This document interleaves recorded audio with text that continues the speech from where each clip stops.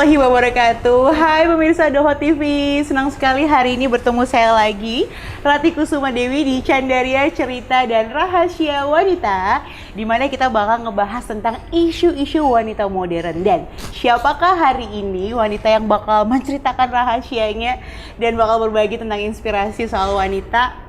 Boleh kita kenalan dulu ya. Selamat pagi kakak. Pagi. Masya Allah, selamat cantik pagi, banget Mbak. Masya Allah, Ini terima kasih. Sarapannya apa pagi hari ini? Hari ini saya sarapan tadi udah dikasih sarapan ya. Saya makan sama lotus capcay, ya lotus. Terus juga saya tadi makan apa nih? Air putih sih. Nggak makan ya. Iya, jadi selain air wudhu ternyata rahasia cantiknya Dokter Fiska adalah air putih ya. Amin. Iya dong. Mengurangi gula soalnya berarti.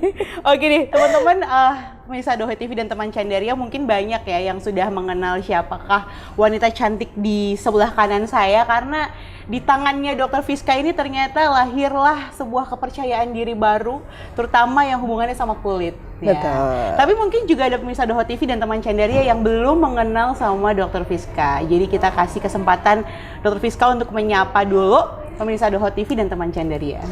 Assalamualaikum warahmatullahi wabarakatuh. Perkenalkan, saya Dr. Fiska Suratmono. Di sini saya sebagai estetik dokter. Saya sehari-hari praktek di klinik Pratama Crown Clinic yang ada di Ngurah. Jadi kalau mau cari saya nggak usah jauh-jauh, bisa datang ke Ngurah sekalian untuk bermain ya Mbak di sana. Masih di Kediri aja loh Masih ya. kok, masih di Kediri. Dok, Main dong ke Simpang 5, harus lewat Simpang 5 dulu itu soalnya. terus habis ke Simpang 5 langsung lanjut ke Ngurah dong, ke klinik. Jadi teman-teman teman Candaria nih kalau misalnya ngeliatin Instagramnya dokter nih, aku kan termasuk followernya Dokter Fiska. Iya ya. kah? Iya dong, dokter follow back dong. Iya ya, oke. Nanti aku mau lagi DM aja ya Mbak Rati ya nanti. Jadi di Instagramnya Dokter Fiska nih teman Candaria tuh Dokter Fiska baru aja liburan. Iya betul. Boleh cerita nggak dok, kemarin destinasi liburannya kemana? Kemarin saya ke Jogja sih Mbak, sekitar 2 hari ya, 3 hari 2 malam sih, untuk ngajak anak-anak semuanya liburan, karena kan juga mereka lama ya nggak diajak liburan, dan sekalian ya istilahnya kayak ngenalin Indonesia itu ternyata cantik sekali. Saya lagi seneng malah pergi-pergi ke destination asli Indonesia. Ya nggak ada yang salah sih dengan Eropa, ya juga bagus gitu, cuman ternyata Indonesia tuh punya sesuatu hal yang potensial, cantik sekali. Saya kemarin ke Candi Prambanan aja. Itu udah bagus banget sekarang. Bagus sekali, terus juga saya bisa ajarkan anak saya juga ya tentang culture di Indonesia seperti apa. Terus saya juga bisa, kemarin dari Solo juga, anak-anak saya ajak jalan-jalan, naik kereta, ada kudanya, putar-putar keraton Solo. Dari situ anak-anak jadi kayak excited, kayak oh mah ternyata di sini tuh banyak ya, kayak keraton itu tuh ternyata bagus ya gitu. Jadi ya ternyata banyak juga loh destination di sekitar kita yang punya apa ya, nilai untuk diceritakan ke anak-anak. Iya betul. Jadi nggak perlu harus liburan jauh-jauh dulu. Ya Kalau karena memang bisa di lokal aja. Ya karena saya juga ini sih, anak-anak saya kan masih kecil. Kalau saya sama suami sih pertimbangannya, misal kita bawa ke tempat yang jauh pun kasihan ya, yang ada dia hanya capek aja tapi belum ngerti gitu. Dan sebenarnya meaning dari kita pergi traveling itu bukan hanya ke tempatnya, kemananya. Iya, bukan hanya destinationnya, tapi tujuan utamanya apa dulu nih? Misal kita mau buat bonding ya, antara orang tua ke anak. Nah, targetnya udah sampai dulu, jangan ke apa flexingnya ya. Aduh, ibu to the point banget ya. Iya, jadi kayak kalau suami itu kebetulan dia selalu bilang ya, apa dulu manfaatnya, tujuannya apa dulu. Kalau kamu udah tercapai tujuan, goalsnya apa dulu, baru oke, it's okay. Cuman kalau misal hanya untuk pergi, sekedar pergi, misal destinasinya terlalu jauh, karena kebetulan kan kemarin harusnya saya ke Georgia nih, dipercaya untuk Aptos Indonesia, mewakili Indonesia, harusnya cuma ada 7 dokter se-Indonesia, harusnya saya juga satu-satunya perwakilan dari Kediri. Tiket pesawat udah dibeliin Mbak Rati, terus hotel udah disiapin. Di sana nanti kita mendatangin manufacturing dari Aptos Indonesia, Aptos Georgia gitu. Tapi ternyata qadarullah ya, anak saya sakit, yang nomor 2 dan nomor 3 gitu kan, suami gimana mah masih mau pergi nggak ya, namanya ibu ya. Akhirnya saya juga menurunkan ego, karena kalau saya pertimbangannya anak saya ajak naik pesawat pun 14 jam perjalanan ini gimana dia bisa nggak, bukan hanya segi financial kita bisa belikan dari tiketnya ya, cuman kan dari psikis anaknya di pesawat 14 jam itu long trip loh. itu gimana, bisa enggak, nanti nyampe sana rewel enggak, ya kan? Akhirnya saya postpone dulu lah. Akhirnya nggak jadi, ya mereka juga kenapa dok, kenapa gitu ya, cuman ya pada akhirnya ngerti juga lah, memang saya anaknya masih kecil semua, jadi ya ada sesuatu yang harus kita delay dulu. Gitu. Nah itu dia ya, jadi balik lagi kalau misalnya kita memang merencanakan untuk jalan-jalan nih pemirsa TV dan juga teman Cenderia, tujuannya apa? Ya kan? Jadi bisa dibikin diskusi juga sama suami, kira-kira kita nih mau ngajakin anak-anak tujuannya tuh lebih ke bonding atau memperkenalkan tentang budaya lokal. By the way Mbak, dokter cantik ini tuh anaknya nggak cuma satu loh ya guys. Anaknya ada berapa? 3. Ini memang rencana suka pengen punya anak banyak atau gimana nih dok? Iya, iya. Oke. Karena saya sendiri tuh dari keluarga yang gede juga. Saya anak nomor 1 dari 4 bersaudara.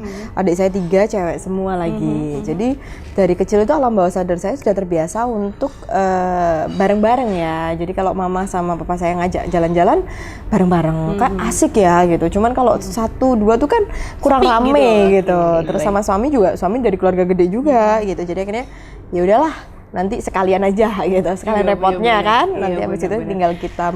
Tapi memang nggak mudah ya, mungkin pemirsa Doho TV yang sekarang juga sedang merawat anak-anak yang mungkin usianya juga masih sangat kecil gitu, dan nggak cuma 1, balik lagi ada 3 orang. Di sisi lain Dokter Fiska ini juga punya banyak banget kegiatan ya sebagai owner dari klinik kecantikan juga, dokter juga. Kira-kira gimana sih dok bisa balancing, bisa menyeimbangkan antara menjadi seorang ibu dan juga profesi dokter sekarang? Karena memang nggak mudah ya Mbak Rate ya. Sempet saya juga diskus sama suami gitu. Gimana ya, nanti pasti ada satu yang keteteran gitu kan. Kalau kita terlalu fokus berkarir, bisa jadi nanti peran ke ibunya itu akan berkurang. Jadi memang tantangannya adalah porsinya pas gitu. Kalau ibarat kata makan tuh nggak berlebihan dan nggak kurang gitu. Terus akhirnya ya memang sehari-hari saya juga masih butuh bantuan ya. Jadi saya di rumah ada Mbak ya yang membantu saya juga. Cuman anak-anak saya ajak ke klinik. Oh ya? Iya, jadi di klinik itu ada ruangan khusus buat mereka. Jadi ya bukannya nggak percaya, bukan ya. Cuman namanya mendevelop anak, mengajar dan mendidik anak itu kan tanggung jawabnya ke ibu. Bukan ke asisten kita ataupun ke mbak yang di rumah gitu kan. Ya saya aja. Jadi ya bayangin betapa ribetnya ya Bun. Dan saya masih mengasihi loh. Sampai sekarang. Ini usia anak berarti yang paling masih kecil? 1 tahun 8 bulan. Iya, jadi saya masih mengasihi di situ. Jadi kalau dia waktunya nen ya nen dulu. Nanti kan kita ada 2 dokter ya, saya sama dokter Lia. Nanti kalau pas saya lagi mengasihi ya dokter Lia. Misal ada konsultasi atau tindakan ya beliaunya. Jadi alhamdulillahnya ada 2 dokter. Selain saya ada 1 lagi dokter di klinik. Jadi saya lebih fleksibel.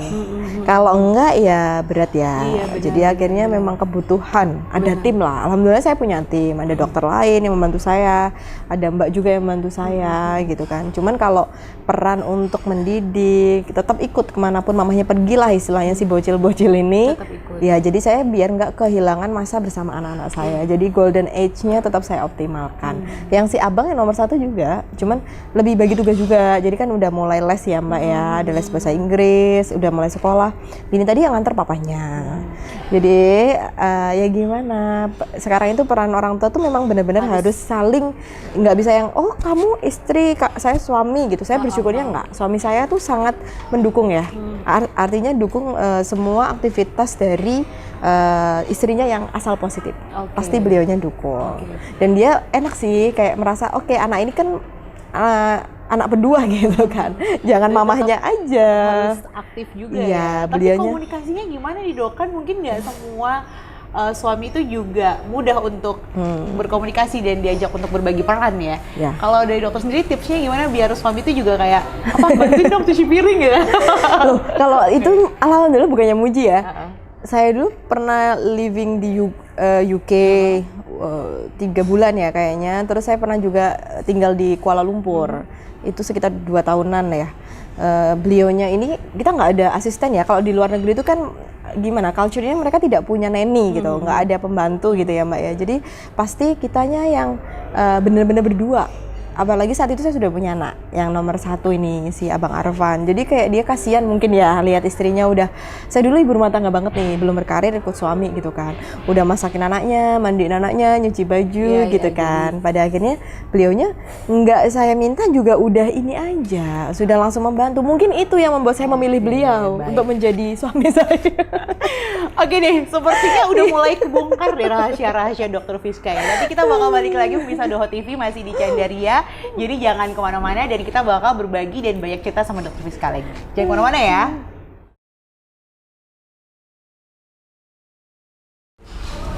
Baik pemirsa Doho TV, kita kembali lagi di Candaria, cerita dan rahasia wanita masih barengan sama Dokter Fiska. Dokter boleh diminum dulu deh dokter. Boleh.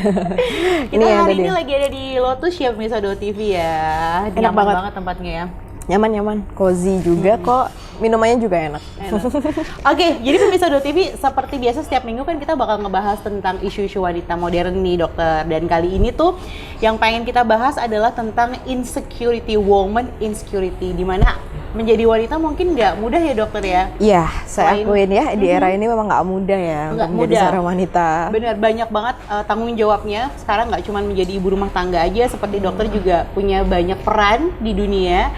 Dan menjadi seorang wanita juga karena secara fitrahnya perempuan lebih banyak memakai perasaannya. Betul. Ketika dia memutuskan sesuatu. Salah satunya yang jadi masalah adalah ketika wanita itu punya rasa insecure atau nggak percaya diri gitu, atau merasa nggak aman dengan dirinya sendiri.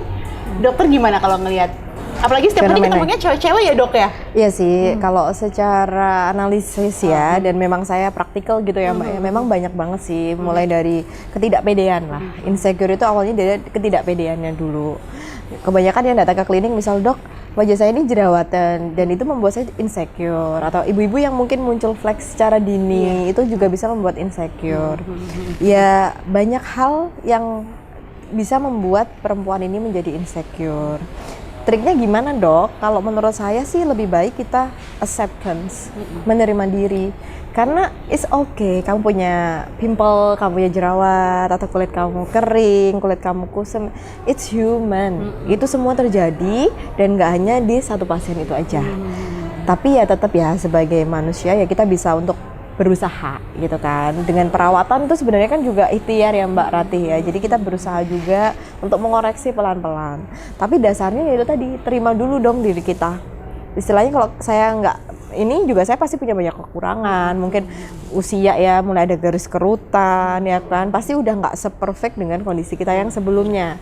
Apalagi setelah lahiran Bu, mohon maaf itu pasti ya. Ada tanda penuaan yang terjadi.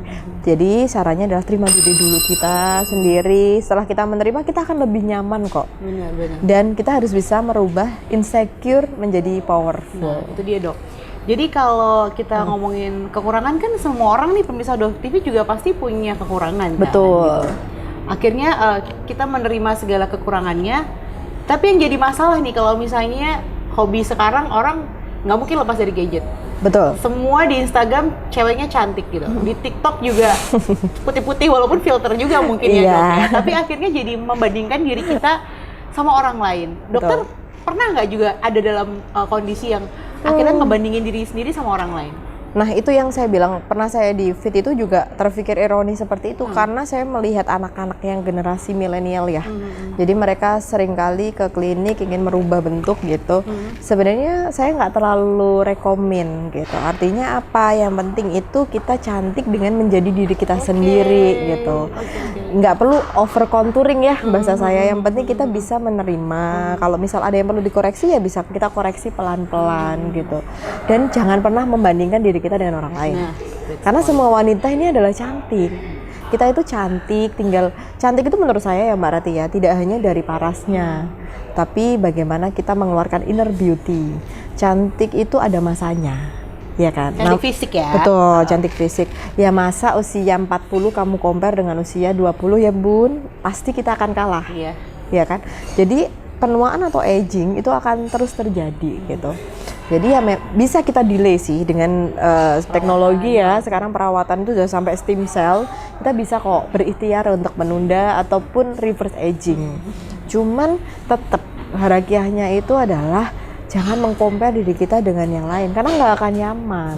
Kita akan cantik dengan menjadi diri kita sendiri. Makanya saya bersyukur waktu itu, oh di era sekarang bisa menjadi diri kita sendiri itu perlu diapresiasi. Iya, betul. Dengan gempuran nggak usah jauh-jauh ya Mbak, dari style aja, dari baju aja, gempurannya seperti apa. Jadi kadang saya mau milih baju itu saya berpikir dulu, ini saya atau bukan gitu. Kadang ada yang bilang nih, dokter tuh pakai baju cuman hitam, coklat, abu-abu, dusty pink. Kagak pernah pakai yang warnanya warna di luar itu. Merah, gonjreng gitu, nggak pernah. Ya mungkin ya saya itu tipikal yang kalau beli atau men-stylish baju gitu, saya pikir ini saya atau bukan. Oke, tapi kadang-kadang gini dok, ada nih pemirsa TV orang-orang yang dia mungkin ngerasa insecure gitu, dia nggak percaya diri. Dan ketidakpercayaan dirinya itu akhirnya ngebuat dia ngelihat sesuatu hal yang baik itu jadi mengecilkan. Misalnya kita mungkin ngelihat Dokter Fiska, menurut aku sih udah perfect banget sih ya, maksudnya cantik ya. Ini as my opinion ya, cantik iya gitu. Secara finansial juga udah mandiri lah ya gitu. Kemudian punya profesi juga, anak happy family juga aku ngelihatnya. Alhamdulillah. Dan nggak tahu doanya ya Mbak. Di sepertiga malam kita berdoa. Nah, tapi kan pemirsa Do TV juga nggak pernah tahu kan sebenarnya apa sih yang pernah dialami sama Dokter Fiska, juga perjuangannya seperti apa. Bahkan kalau kita mungkin ada di posisinya Dokter Fiska dengan posisi yang sama, kita belum tentu bisa jadi kayak Dokter Fiska juga. Ya. Pernah nggak sih ada di titik terendah dokter gitu dalam kehidupan yang dokter juga pernah ngerasa kayak nggak percaya diri, ada insecure juga? Pernah. Jadi saya tuh setelah lahiran itu saya nggak pernah gendut nih Mbak, dalam artian dari kecil. Untung sekali nggak pernah gendut. Maksudnya harusnya saya nggak pernah gendut. Setelah saya lahiran anak ketiga, berat saya tuh sampai 85 kilo. Iya. Wow. 85 kilo, saya ngaca kayak, aduh ini kayak bukan saya. Terus waktu itu cuman pikir saya nggak boleh nih kayak gini terus gitu kan, ini nggak sehat juga gitu. Akhirnya ya waktu itu saya bilang saya insecure karena mau pakai baju gimana pun juga jadinya nggak bagus ya. Bukan berarti maksud saya mahal nih, nggak, mahal murah itu relatif ya. Cuman kalau kita pakai badan kita gemuk pasti kita perlu layeringnya kan agak effort ya. Paham ya Mbak maksud saya. Terus jadi dari situ saya juga mikir nggak nyaman juga gitu kan. Nah dari situ saya berubah. Berubahnya gimana? Healthy lifestyle sampai sekarang. Benar. Jadi yang seperti dokter tadi sempat katakan ya pemirsa TV, gimana ngerubah insecure tadi jadi powerful. Nah, boleh ceritain nggak journey-nya kayak gimana dok? Itu saya waktu itu pamit suami ya. Pap saya mau diet gitu, namanya suami kan takutnya ini over gitu kan, nggak usah lah aku menerima kamu padanya. Ya memang beliau luar biasa bisa menerima istrinya, nggak pernah tuh dalam pernikahan bilang kamu gendut, kamu harus diet, enggak ya. Jadi dia tidak pernah offering untuk itu gitu. Cuman saya tahu diri aja, saya berpikir pada saat itu, oke, anak saya 3 nih. Kalau dari kedokteran ya, obesity itu pasti faktor resikonya banyak gitu kan, pasti kurang sehat gitu. Jadi saya merubah gaya hidup. Dan ini luar biasa tantangannya. Apa? Karena ketika kita merubah gaya hidup, ini bukan proses yang diet 1 bulan, 2 bulan, 3 bulan, 4 bulan, 5 bulan, 6 bulan selesai gitu. Ini seumur hidup gitu. Jadi saya berusaha untuk tidak makan tepung, gluten ya, terus saya nggak makan nasi pun terbatas, terus gorengan saya udah stop. Oh itu. Gorengan. Tepung, terus gorengan terus manis. Makanya kalau bisa air putih banyakin gitu. Olahraga dan fasting intermittent. Fasting intermittent itu berapa lama dok sampai akhirnya turun dari 85? Sekarang saya 60 ya. Sekitar saya udah gaya hidup saya ini udah hampir 1 tahun loh. 9 bulan kayak nggak 10 bulan ini, hampir 1 tahun. Dan benefitnya benar-benar saya dapetin. Jadi ternyata dari usia itu boleh jalan nih Mbak Ratih ya kan, tapi usia sel itu harusnya lebih muda daripada usia kita. Makanya somehow kadang kelihatan dokter kayak belum punya anak gitu. Sebenarnya itu ada teorinya. Usia tubuh kita bisa saya udah 31 bisa dimudahkan. Dengan apa? Makanannya, istirahat teratur, tidur 8 sampai 10 jam gitu kan. Olahraga everyday atau 5 kali dalam seminggu. Terus makanan, yang paling ngaruh adalah makanan. Semua itu balik ke mulut nih sebenarnya. Orang-orang dulu, mohon maaf ya Mbak, itu makanannya itu nggak seaneh sekarang. Warnanya, aromanya, ya kan? Lihat deh, mereka kayak lebih usia harapan hidupnya lebih tinggi. Bisa sampai 70 tahun, 80 tahun, ya kan? Ratu Elizabeth bisa 90 tahun gitu. Tapi kenapa yang generasi sekarang banyak yang kena serangan jantung, ya kan? sebenarnya dari healthy lifestyle. Dan saya lagi seneng ngomongin ini sekarang. Jadi di Instagram ataupun saya konten edukasi sekarang lagi sering ngomongin healthy lifestyle itu. Menarik ya, jadi sekali lagi bahwa yang namanya insecure itu menjadi wajar setiap orang, bahkan Wajar kok. ya kan untuk mengalami, tapi gimana caranya kita bisa akhirnya mengubah rasa ketidakpercayaan diri jadi kekuatan kita untuk Betul. bertumbuh menjadi lebih baik. Baik, itu sekali. Makin seru nih pemirsa Doho TV.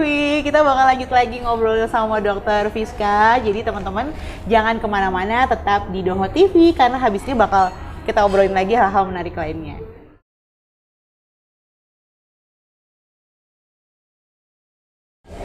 Pemirsa Doho TV, kita kembali lagi di Candaria Cerita dan Rahasia Wanita. Tadi kita udah ngobrol banyak banget sama Dokter Fiska ya, kita udah kenal sama beliau. Seneng banget sih Dok hari ini bisa ngobrol sama dokter. Kita banyak bahas banyak hal ya terkait juga tentang dokter dan isu perempuan modern saat ini. Yang kita bahas adalah tentang woman insecurity atau rasa ketidakpercayaan diri perempuan. Betul. Dan sekali lagi itu wajar loh pemirsa Doho TV kalau misalnya kita punya rasa nggak pede. Wajar banget kok. Itu wajar ya. Wajar. Dok, ya? Saya aja juga pernah kok di Ya posisi kan, itu. Semua orang kayaknya pernah, dan kayaknya itu memang apa sih coping mekanisme kita nggak sih, mekanisme pertahanan diri kita nggak sih Dok? Karena kita melihat sesuatu, wah kayaknya aku harus kayak gini nih biar jadi lebih baik gitu. Tinggal paradigma aja sih menurut saya Mbak. Tinggal bagaimana kita memandangnya. Dari insecure ini apakah kita menjadi lebih bisa jadi depression. Karena bisa karena depresi ya Dok ya? Kalau iya, kita terlalu berlebihan. Oke. Saya menjadi tidak menerima diri saya nge-blaming diri saya, kenapa tidak bisa seperti itu, malah jadi depresi kan bisa. Iya sih, bener. Atau kita malah membuat, loh kok dia bisa, tapi kok saya nggak bisa, bagaimana ya saya bisa menjadi seperti itu. Nah itu juga bisa banget. Tinggal arah positif apa negatif yang kita ambil, ya kan? Tapi Dok, kalau misalnya nih ya, mungkin ada pemirsa Doho TV yang mungkin sekarang dia ngalamin rasa ketidakpercayaan diri gitu. Yang sekali lagi mungkin itu wajar tergantung kadarnya ya. Betul. Kadar dan cara pandangnya. Dan kadar yang semana sih Dok? Kayaknya nih aku harus ketemu sama orang yang lebih ahli di bidang ini gitu. Ketika apa kira-kira misalnya, oh ini kayaknya udah ganggu banget sih ketidakpercayaan diriku dan aku harus cari pertolongan lebih. Oh, kalau menurut saya kalau ketika kita sudah semakin ini ya, tidak menimbulkan rasa ketidakpedean, terus atau sampai menarik diri, Nggak mau ketemu artinya orang ya gitu ya. sosialnya ya. Jadi kayak misal ada jerawat nih di wajah gitu kan, sampai membuat kita nggak mau bertemu orang, terus juga sampai menarik diri, ajak teman-temannya keluar dia nggak mau gitu kan. Dan itu benar-benar menganggap bisa mengancam dia gitu. Artinya harusnya jerawat itu kan tidak mengganggu ya. Artinya kalau orang normal nih itu wajar, wajar aja. Mungkin period itu juga jerawat ya kan. Cuman kalau sudah sampai tahap ini benar-benar menurunkan rasa percaya diri saya sampai nggak mau kemana-mana ya, berarti dia memang perlu sharing dulu aja. Sharing ke mungkin sahabatnya, mamahnya, orang sekitarnya. Karena secara harakiahnya ya Mbak ya, menurut saya nih Mbak Rati, ketika kita sharing sebenarnya ada luapan emosi yang kita keluarkan gitu. Setuju banget. Jadi di situ nggak dipendem. Kalau dari situ sudah better ya is okay. Dia sudah acceptance, sudah menerima dirinya ya alhamdulillah. Cuman kalau enggak bisa lah ke psikiatri atau psikolog ya kan. Di situ kita bisa gitu. Tapi ya nggak perlu insecure lah. Setiap orang itu pasti dilahirkan dengan kelebihan dan kekurangan. Betul. Jadi kalau saya sendiri melihat orang itu jangan hanya dari segi kekurangannya, tapi kita lihat kelebihannya juga, ya kan? Jadi nggak fokus sama kekurangan yang kita punya, Betul. gitu ya. Tapi justru kita jadi ngelupain kita tuh punya banyak kelebihan nih, yang harusnya kita bener. kembangin terus. Betul. Gitu ya. Mending kita powerful aja di kelebihan kita. Benar-benar. Gitu. Tapi Dokter Fiska setuju nggak sih kalau misalnya cara pandang kita terhadap sesuatu nih ya, baik itu hal yang negatif, apalagi hal positif itu bergantung dari bagaimana kita lifestyle kita, kehidupan kita gitu. Efek. Efek nggak sih Dok? Saya setuju itu. Soalnya lingkungan itu kalau dari segi medis itu sekitar 70% ya. Jadi untuk mempengaruhi kita gitu. Kalau kita insya Allah di lingkungan yang baik, environment dia baik, ya pasti kita juga menjadi lebih baik. Makanya ya istilahnya apa ya, kita pintar-pintar membawa diri. Dengan kalau saya merasa iman saya masih naik turun. Jadi saya selalu berteman dengan orang-orang baik, biar saya ke arah yang baik, gitu kan. Kecuali saya merasa iman saya udah tebel banget, gitu kan. Ya karena saya paham, namanya iman itu kan juga naik turun ya Mbak Rati ya. Jadi alhamdulillah sih, tapi saya dipertemukan Allah dengan orang-orang yang sangat positif di hidup saya, sehingga saya dapat banyak hal. Makanya kayak setiap ke pasien gitu, saya sering ngobrol juga sama beliau-beliau ini, apa yang bisa saya dapatkan gitu.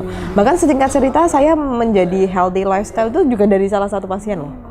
Iya, jadi dia ke klinik karena beliau ada jerawat juga, mau menyembuhkan aknenya, terus beliau sedang melakukan gaya hidup sehat.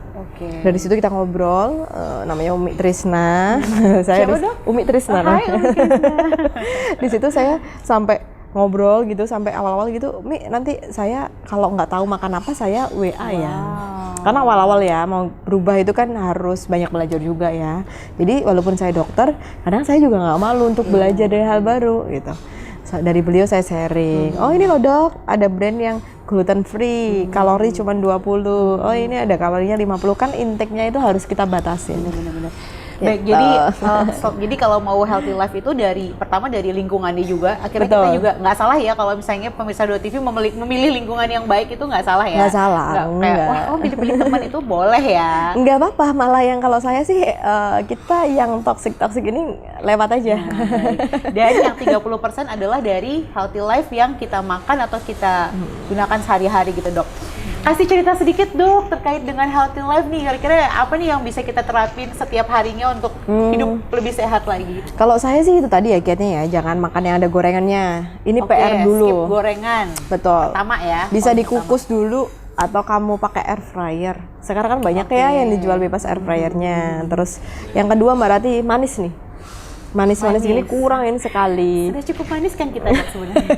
Ya kalau disediakan ya bolehlah kita minum gitu ya. sedikit lah untuk menghormati. Tapi kalau setiap hari usahakan air putih perbanyak, ya kan. Olahraga nih nggak boleh skip, ya kan. Yang penting kan itu. Terus tidur. Karena kenapa sel tubuh kita itu perlu istirahat. Dengan kita tidur otomatis kita mengistirahatkan sel tubuh. Regenerasinya bisa lebih cepat. 6-8 jam lah sehari ya. Terus kalau mau ngurangin berat ya defisit kalori. Tadi ya makan asupannya itu dihitung. Yang terakhir fasting intermittent. Itu dokter lakukan selama setahun. 1 tahun. Coba dibahas satu-satu lagi dok. Pertama tadi nggak makan gorengan. Bisa? Anda? Insya Allah. Bisa? Berarti makannya setiap hari pepes gitu ya dok ya? Kalau yang jauh-jauh ya? Kan bisa dibakar. Oh dibakar boleh. Ayam bakar makanan kita, bandeng bakar makanan. Tapi pastikan ya jika itu tidak digoreng dulu baru dibakar. Iya, ya kan? Sama aja ya kalau kayak gitu. Karena banyak loh saya nemuin di depan-depan. Makanya saya nggak cerewet kadang kalau nanya pas beli ayam bakar gitu, Mbak ini murni dibakar atau digoreng dulu baru dibakar? Karena kalorinya pasti berbeda gitu. Ya. Gorengan tadi, yang kedua itu menghindari manis. Betul. Kalau kita ganti pakai gula yang ganti itu boleh nggak dok? Boleh, awal-awal saya juga gitu. Tapi lama-lama kan karena kita sudah terbiasa untuk tidak manis, nanti lidah sensori kita akan semakin terasa. Jadi minum manis sudah nggak masalah gitu ya? Nggak harus manis. Misal saya makan semangka aja, itu dia akan terasa manis di lidah saya. Karena toleransi terhadap manis. Karena saya udah nggak minum manis gitu. Beda kalau dulu saya boba. Aduh itu jahiliyah saya ya itu. Jadi saya makan semangka aja kadang rasa masih belum sensitif ya lidah ya. Saya makan nanas udah manis tuh. Ya kan nanas ini nggak usah dikasih gula aja udah manis gitu. Ketiga olahraga tadi. Olahraganya dokter apa nih? Kalau olahraga untuk mengurangin berat itu pasti saya bilang kardio yang terbaik. Beda ya, kalau meningkatkan massa otot, angkat beban. Workout gitu ya. Jadi kalau saya kemarin masih tahap untuk ngurangin berat, jadi saya banyakin kardio. Kalau sekarang kan saya lebih fokusnya udah naikin massa ototnya. Jadi angkat beban. Berarti dulu waktu ngurangin berat badan kayak lari gitu ya dok? Ya, saya tapi sukanya treadmill sih di rumah. Jalan-jalan aja gitu lebih. Anjurannya itu jalan cepat ya. nggak harus lari. Apalagi beratnya masih di atas 80 kilo itu resiko cedera di lutut. Jadi nggak usah dipaksakan juga Nggak ya? nggak usah. Saya cuma 15 menit dulu. Oh ya? Iya, untuk kardionya 15 menit, itu incline tuh dinaikin. Jadi kayak seolah-olah kita menanjak gitu loh Mbak Rati. Oh, jadi dibikin kayak agak berat gitu. Iya, terus Oke. kemudian itu jalan cepet aja. Jadi ritmenya kan akan kalau di treadmill biasanya 5.5 ya. Terus kita incline-nya bisa 7-8. Itu udah cukup kok. 15 menit udah gobios Udah ya. keringetannya. Nanti kalau misal baru udah turun, kamu running Baru is running. okay. Karena kasihan lututnya nanti. Iya benar-benar lagi masih beratnya 80 tadi Iya, ya, Bu, karena kita seperti turunin standar dulu, TV. Jadi ya kan? jangan dipaksakan juga ya. Nggak Jangan, usah jangan. lihat kanan kiri, fokus aja sama diri sendiri gitu Betul. ya. Dan lagi tips ya, kadang kita comparison. Oh 3 bulan sana udah turun Iya, sekian. benar-benar. Kalau saya enggak sih, saya nggak pernah meng-compare diri saya dengan progresnya orang lain karena nggak akan sama. Komposisi tubuh kita itu juga nggak sama. Massa ototnya yang banyak, ataukah lemaknya, atau cairannya. Jadi nggak akan sama. Jadi gitu. pokoknya just do it dulu, lakukan aja dulu gitu. Yang penting kalau mulai niat besok, dulu. mulai besok. Tapi beneran besok ya, jangan iniin lah ya, apa istilahnya. besok lagi gitu kan. Terus yang terakhir lagi tadi pemirsa Udah TV, selain berolahraga juga ada namanya intermediate fasting atau intermittent fasting yang puasa berapa jam berapa jam. Itu Ini gimana, saya nggak bisa share-nya, takutnya nanti langsung diimplikasikan sama pemirsa di rumah. Karena sebenarnya intermittent fasting ini kita konsul dulu ya dengan dokter, karena ada ritmenya. Kamu intermittent fasting yang 12 jam atau 18 jam. Itu hubungannya nanti kita bisa sampai hormon. Oh ya? Ya, karena kan itu merubah Pola hormonal gitu ya? juga, pola makan, jendela enggak, dan penurunan berat itu sebenarnya nggak boleh terlalu cepat ya Mbak Ratih. Karena kalau terlalu cepat takutnya yang dibuang bukan lemaknya. Jadi tubuh kita ada 3 komponen nih pemirsa di rumah ya. Ada yang namanya lemaknya, ada massa otot dan cairan. Takutnya ketika kita turun lebih cepat, yang dikeluarkan bukan hanya lemak, tapi cairannya pun juga. Matriksi jaringan. Sedangkan jaringan ataupun organ dalam tubuh kita ini juga perlu cairan gitu. Kalau saya kemarin kebetulan juga konsul ke gizi klinik. Berarti untuk tahu kita sebenarnya turunnya di mana itu harus konsultasi juga ya, Dok? Ya, sempat saya juga dibantu suplemen juga, karena saya menyusui ya. Jadi selain dibantu suplemen, waktu itu saya juga sendiri konsul ke seorang gizi klinik ya. Kebetulan kan kalau di lingkungan saya kan medis, jadi lebih gampang ya konsul ke senior gitu kan. Karena penurunan berat ini efeknya banyak. Nanti kalau terlalu cepat juga bisa rontok rambutnya, hormonnya juga. Nutrisi juga ya, kurang nutrisi. Ya, jadi istilahnya intake-nya harus pas. Itu dihitung pemirsa di rumah. Jadi kayak saya butuhnya berapa kilokalori itu terbagi ya Dok, nanti dalam 5 kali meal plan.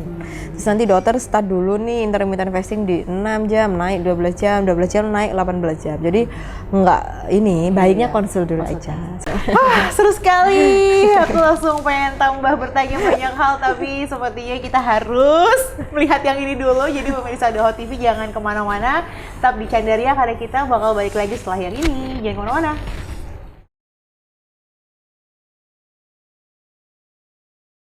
Wah, kita sudah on cam lagi nih, Dok. Oh iya, Dok. Baik, pemirsa Doho TV, kita Nggak kembali kayak sadar lagi. ini sampean. Kita kembali lagi di Candaria, cerita dan rahasia wanita, masih barengan sama Dokter Fiska. Iya. Ini kalau ngelihat Dokter Fiska ini pasti langsung, wah itu dokterku. Wah, kayak yang masih yang di situ, dokterku gitu kan. Kemarin nggak ketemu tuh masih gue. Iya nih, masih banyak pasien-pasiennya Dokter Fiska juga yang lagi nonton Doho TV nih sekarang. Dok, ini sekarang kita ngobrolin tentang kulit ya Dok, mumpung dokter ada di sini nih. Sayang Boleh. banget kalau nggak aku korek soal kulit. Gimana Dok? Sebenarnya permasalahan utamanya cewek-cewek masalah kulit itu apa sih Dok? Yang kita nggak bisa compare, yang datang ke klinik itu ada yang pengen Macam-macam lebih ya? cerah, ada yang dibuat kerutannya hilang, ada yang mau reverse aging, ada yang mau memutihkan dengan infus whitening. Jadi kan macam-macam ya. Kebutuhannya pun sekarang lebih banyak. Artinya apa sih, permintaan pasien ya? Sekarang mulai banyak dan mereka lebih paham akan perawatan. Ini yang saya seneng sih. Dulu tuh orang, kita ngomongin 5 tahun lalu, orang nggak begitu paham Mbak, dan menganggap bahwa estetik atau perawatan itu kebutuhan tersier. Tapi menurut saya sekarang udah, ini kok mereka paham bahwa merawat itu juga penting gitu kan. Sama aja kayak kasih nutrisi ke wajah, ke tubuh gitu. Jadi ini hubungannya juga udah menjadi kebutuhan yang nggak tersier lagi gitu loh. Udah mulai penting juga kayak gitu. Tapi Dok, kalau misalnya kalau aku nih ya, saya aku kan nggak begitu paham nih soal kulit, tapi pengennya pokoknya kalau pas ketemu dokter tolong dibikin cantik gitu. Nah itu dokter nanti pasti apa sih tahapannya sampai kita nemuin perawatan yang paling tepat? Karena perawatannya banyak banget dong. Iya benar. Kalau saya sih nanti akan saya jelaskan dulu. Kayak misal Mbak Rati ini ya, masalahnya di mana sih? Kalau dari kacamata saya ya, misal dari porinya kan agak besar, terus juga mungkin area dark circle-nya itu kan mulai ada, ya kan? Terus pipinya udah mulai longsor. Jadi kalau orang muda itu V-shape, kalau makin tua itu kan dia longsor. Dan mending kita akan correction one by one. Berarti nggak bisa langsung jadi gitu ya Dok? Saran saya enggak ya malahan, karena perawatan itu yang penting itu bertahapnya. Daripada nih Mbak Rati datang ke saya langsung saya hajar semua. Habisnya banyak, nanti kan kamu nggak balik ke saya. Iya, enggak. Saya memang di sini konsepnya lagi edukasi bahwa perawatan itu yang penting adalah konsistennya. Karena sejatinya ini manusia loh, kita as human ya. Kalau praktikal kamu bayar mahal harapannya bisa langsung instantly result, nggak bisa. Baiknya adalah tahapannya dilalui. Jadi pelan-pelan aja. Pertemuan pertama nanti progresnya gimana. Terus nanti kita compare lagi di pertemuan kedua. Pertemuan kedua nanti pertemuan ketiga. Akhirnya bisa sampai ke kondisi wajah ataupun kulit yang kita inginkan. Gitu. Karena semua yang di klinik itu kita pakainya BPOM ya Mbak. Jadi kalau pengennya instan malah nggak bisa. Saya harus bilang ke pasien dulu. Tapi saya pastikan produk saya aman. Karena saya nggak mau merusak wajah orang dan pengennya hubungan saya dengan pasien itu panjang, bukan hanya saat itu doang gitu. Iya. Jadi apapun masalahnya sebenarnya itu bisa di treatment ya Dok ya? Ya pasti ada lah. Maksudnya estetik juga sekarang kan eranya sudah sangat berkembang ya. Kita yang dulunya hanya laser satu generasi sekarang udah macam-macam. Ada pico laser, pro yellow laser, NDX, CO2 fraksional. Artinya apa? Berarti kan era estetik ini sudah sangat berkembang sekali. Betul. Dan itu semua kan nggak sama, pro yellow untuk kemerahannya, NDX untuk flagnya, piconya bisa lebih baik daripada NDX, generasi terbarunya NDX gitu kan. Jadi ya memang disesuaikan aja dengan kebutuhan pasien. Dan yang pastinya saran saya selalu sesuaikan dengan kondisi budgeting. Oke. Karena kan nggak mungkin ya. Itu benar-benar sih Dok. Maaf ya Mbak, kita kan perempuan nih. Iya. Kita juga perlunya banyak. Betul. Kalau nanti saya cuman bilang oke, skincare, nanti saya nggak makan dong skincare. Dan mungkin ketakutan yang sama ya sama pemirsa DoTV adalah kalau ke tempat klinik adalah kita takut nanti mahal bayarnya gitu. Sebenarnya kalau kita boleh spare atau nyiapin uang nih Dok untuk perawatan sehari-hari dan sebulan sekali itu spare berapa gini, dana budgeting orang itu kan nggak sama ya Mbak Rati. Saya selalu bilang gini, ketika kita pakai krim yang BPOM ataupun kita aman, itu menurut saya kita harus spend dana budgeting untuk perawatan setiap bulan. Karena apa? Ya hasilnya itu akan segitu aja kalau kita hanya dengan dari krim. Tapi saya pastikan kalau krim BPOM ini kan aman ya, kaidahnya sesuai dengan badan POM kita. Cuman ya disesuaikan, ada tambahannya untuk treatment tambahan. Nah ini hubungannya setiap orang nggak bisa disamakan. Mahal murah itu relatif ya soalnya. Dan ini agak sensitif. Nah yang bisa saya offering di klinik itu startnya dari 50 ribuan. Jadi nggak usah takut ke klinik. Dan kalau di saya sih saya pengennya agak syar'i. Jadi kita dokternya hanya menyarankan. Nanti di resepsionis atau di front office kita mbaknya akan menanyakan kembali. Yang mana yang berkenan diambil Ibu. Jadi, misal ini berapa Mbak, tanya dulu boleh. Kalau misal nggak diambil pun saya juga nggak ada masalah. Artinya memang dana keglowingan orang itu kan nggak sama. Nyaman kan? Bener. Mungkin buat yang ini, yang depan ini mungkin dananya tinggal ngetik gitu ya, bisa ya. Iya. Tapi by the way berarti boleh ya Dok, misalnya kita konsultasi dulu, terus habis itu nanti kita kayak diskusi sama dokter, aku budgetnya segini nih, apa dulu yang kira-kira Boleh. bisa di treatment dulu gitu? Boleh, ya? malah banyak juga yang saya anjurin untuk terbuka aja. Maksudnya kalau biasanya masih sekolah ya, Iya. saya selalu tanyakan, hari ini kamu budget berapa, biar saya bisa optimalkan treatmentnya. Jadi kita fokusin mana dulu yang menjadi poin penting kamu, biar ya kan treatment di klinik itu ada yang wajib dan sunnah, ya kan? Wajib itu artinya misal kayak jerawatan gitu gini ya, kita peeling dia gitu. oke. Sunnahnya adalah PRP treatment untuk skin repair, rejuvenation dan namanya juga skin repair. Kalau ada yang rusak kan bisa kita perbaikin. Tapi saya paham PRP ini juga mostly nggak murah juga. Makanya saya bilang ke pasien ini ada yang wajib, ada yang sunnah. Yang tahu dananya kamu sendiri deh. Jadi kamu bisa sesuaikan dengan budgeting kamu. Yang kalaupun kamu ambil ini, alhamdulillah ada rezeki. Kalau enggak, please ambil wajibnya dulu. Jadi kan pasien nyaman, nggak ini Nyaman kan. banget sih dok, itu serius deh. Ini aku baru pertama kali sih nemuin dokter yang aku bisa nyaman untuk ngomongin Ya. ini. Karena mungkin karena dokter adalah pemiliknya dan Ya. juga passionnya sebagai dokter, tujuannya balik lagi bukan semata-mata hanya ke Bukan, Mbak. bisnis Saya aja, kan? mendirikan Crown ini kalau boleh sedikit cerita nih, Mbak, lebih ke terapeutik dan dakwah sebenarnya. Jadi waktu itu kegalauan saya sendiri muncul pandemi ya, banyak dari segi financial daya beli orang-orang kan turun nih ya. Waktu saat kita pandemi kan turun Iya, semua ya daya banget, belinya. Itu mereka takut ke klinik. Akhirnya mereka banyak ke tempat-tempat yang mungkin salon, pakai krimnya beli di online ya, yang tanpa BPOM ya, tanpa pengawasan dokter, racikan lagi pula. Habis itu wajahnya kan rusak gitu. Saya cuman ya Allah, saya pengen saya kan dikasih kemampuan, artinya sudah ada skill. Saya lulusannya udah dokter gitu. Tinggal kita ya memproviding aja. Ayo kita berikan klinik dari segi safety ada standarnya, dari produknya jelas, tapi harganya nggak mahal-mahal. Itu juga biar orang ngerti bahwa merawat itu penting gitu. Tapi saya paham sih kalau misal dimahalin pun juga ini pun itu tadi mahal murah itu relatif ya. Kita nggak bisa compare gitu. Makanya oke, kita startnya 50.000 udah ada. Harapannya pasiennya juga lebih nyaman dan free konsultasi dokter. Free guys, jadi nggak usah takut, dokter Fiska ini baik banget, serius kamu. Jadi kalau Soalnya memang bayangan saya kalau saya tarik mereka konsultasi, kasihan.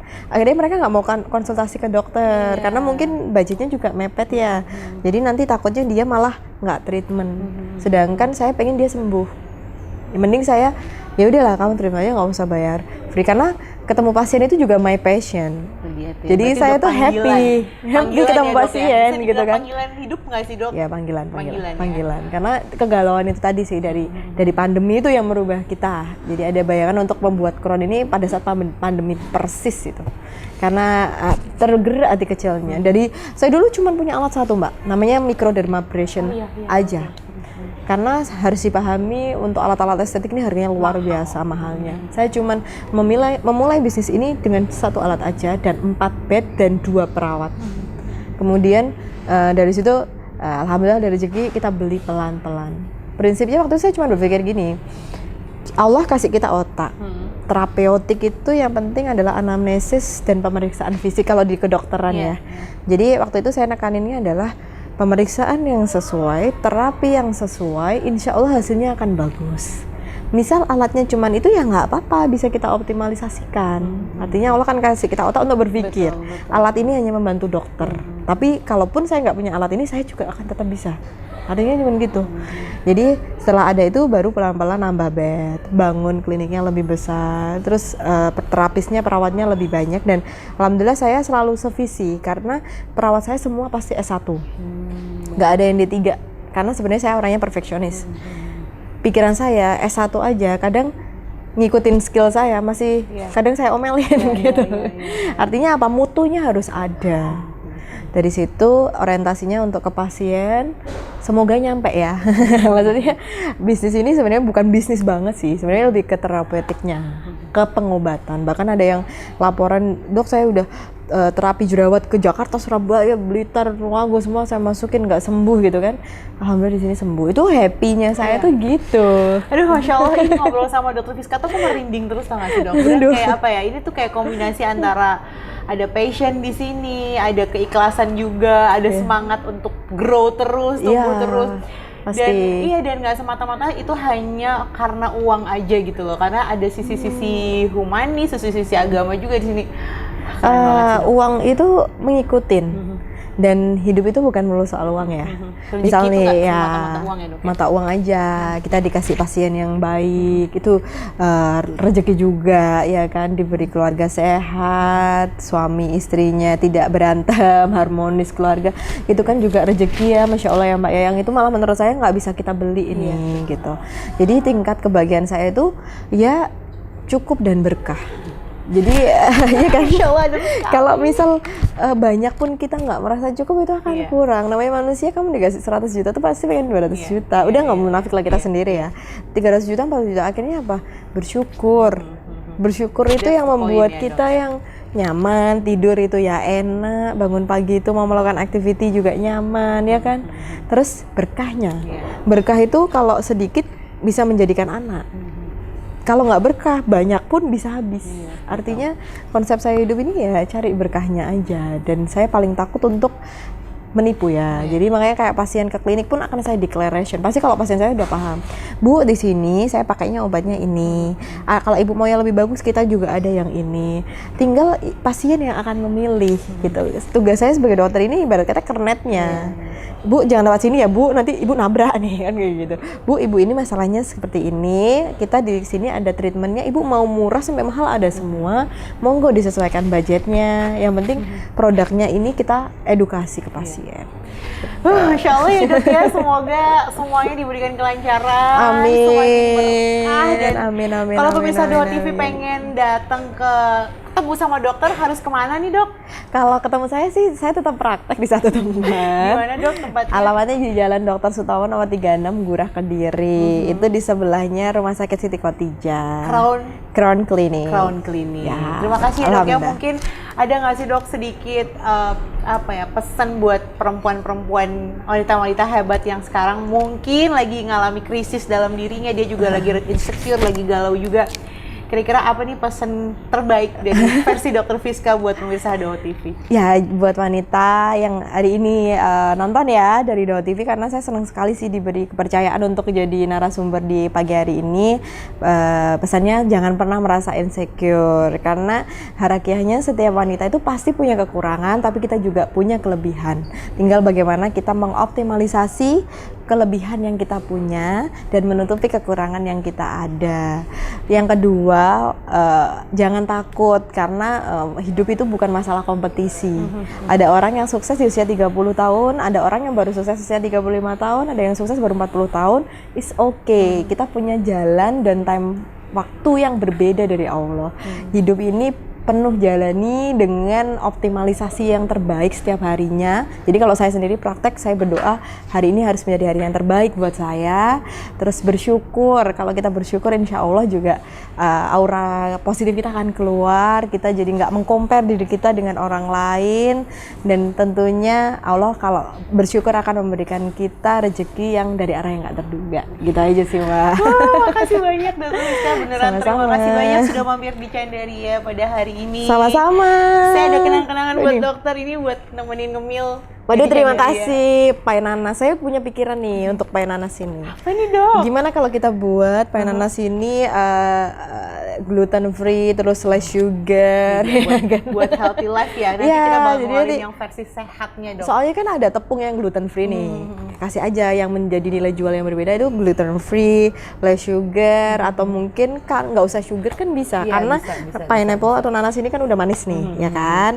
Terus nanti tulisin di sini kalorinya berapa, bisa buat diet. Keren banget. Ya kan? Terima kasih banyak sekali lagi untuk Dokter Fiska. Sama-sama. Dan insya Allah kita bisa ketemu lagi ya. Saya juga Amin. pengen banget mampir-mampir ke tempatnya dokter di Crown Clinic. Pemirsa Doho TV, terima kasih sekali lagi sudah menonton acara Chandaria pada pagi hari ini. Dan kita akan ketemu di Chandaria berikutnya dengan bintang tamu yang akan berbagi cerita dan inspirasi tentang perempuan. Wassalamualaikum warahmatullahi wabarakatuh. Waalaikumsalam Bye-bye. warahmatullahi wabarakatuh.